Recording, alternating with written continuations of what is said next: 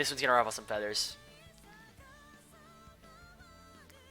I pretty much think exactly what I wrote here, but worse now. Part 2 has been, for lack of better words, bad. I just don't like it. And part 1 doesn't hold the weight in my brain that it used to. Really cool concepts, and I just think the characters are not great, and it's just boring now. Um, Call me crazy. I think this is like a 6. I just it fell off, dude. I don't know. I don't really like it anymore. It's like okay.